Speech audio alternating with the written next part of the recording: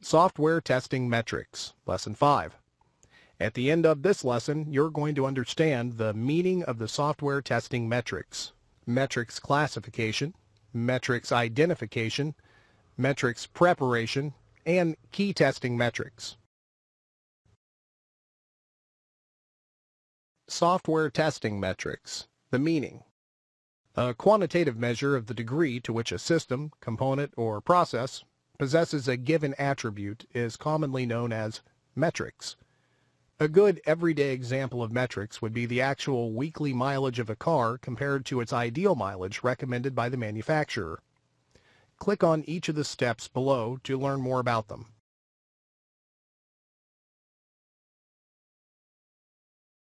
Step 1. Identify the key software testing processes to be measured. For example, the testing progress tracking process. Step 2. Use the data as a baseline to define the metrics. For example, the number of test cases planned to be executed per day. Step 3. Determine the information to be tracked, the frequency of tracking, and the person responsible. For example, the actual test execution per day will be captured by the test manager at the end of the day.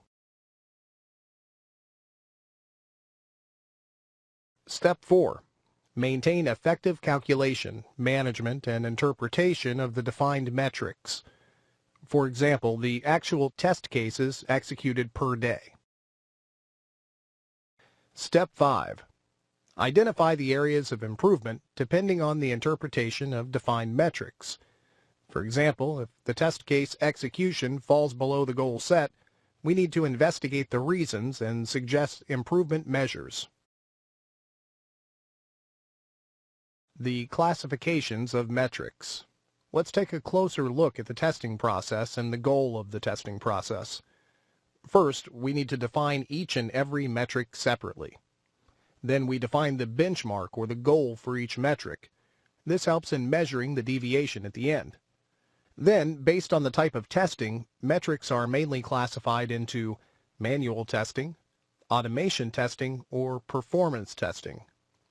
Further categorization of the metric is based on the focus areas, like the productivity metrics, for example, test case preparation, or the quality metrics, for example, the defect detection. Then there's progress metrics, for example, test planning, execution progress with reference to the time. There's also the effectiveness metrics, for example, testing effectiveness metrics. Then finally, the people metrics. That would be strengths and weaknesses. Metrics identification. Identification of the correct testing metrics is crucial, as the preparation of every metric involves cost in terms of time and effort, as well as the indirect costs of loss of team morale in the case of wrong metrics being prepared. This slide is going to list a few of the prerequisite steps for the introduction of any metrics. First, fix the target audience. An example would be the client or internal team member or the prospective customer. Define the goal for metrics, which will be introduced. An example here is, for productivity metrics, test case execution productivity goal to be set as 2.0. Then we ensure that all the different metrics categories are considered based on the project needs. An example would be also introducing other metrics like test planning.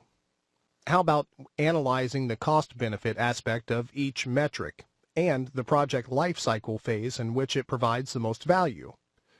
An example is if the team productivity metrics are presented during a demo to the new customer, it may help win the new contract. Next, the goals for the individual metrics should be realistic, but also somewhat flexible. Let's get on with the preparation. Metrics preparation. Depending on the project or business needs, metrics preparation may need to be done. So, broadly, two types of metrics can be prepared at the field level. There's the base metrics and the derived metrics. Some precautions need to be taken during the actual metrics preparation. First, the correct and valid data source for each of the base metrics needs to be identified. Then the sources of invalid data should be identified so they can be avoided. You can ensure minimum effort is spent on the data collection, and the central repository is recommended for the data collection. Click each type of the metrics to learn about them.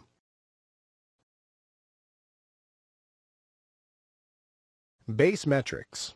The first type is base metrics, in which direct actual project data is captured. For example, the number of test cases prepared or executed, time spent on specific activity, number of defects found, etc.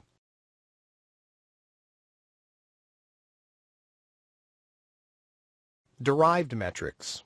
The second type is derived metrics, in which data from the base metrics can be processed to achieve specific results.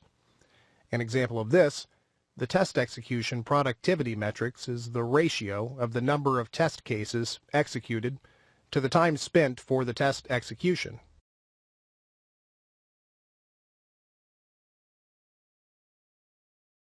Key testing metrics.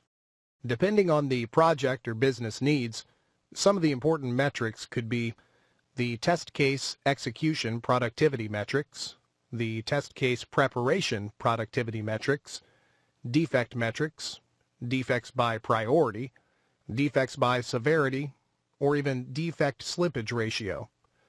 Click each of the metrics to learn more about them. Test case execution productivity metrics. This is the ratio of the number of test cases executed to the time spent for the test execution. Defect metrics. This metric is an indicator of the effectiveness of the testing process, which lists defects in each stage, like fixed, not a defect, postponed, abandoned, and to be fixed.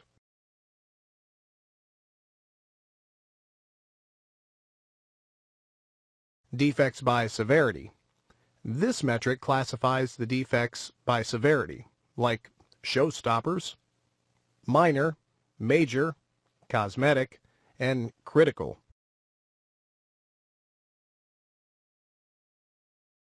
Test case preparation productivity metrics. This is the ratio of the number of test cases prepared to the time spent for the test case preparation, plus the time spent on the data generation.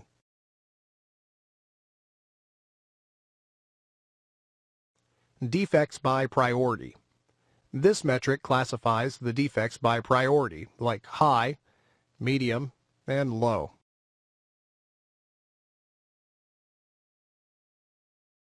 The defect slippage ratio. This metric is a ratio of the number of defects slipped against the number of defects raised by the tester.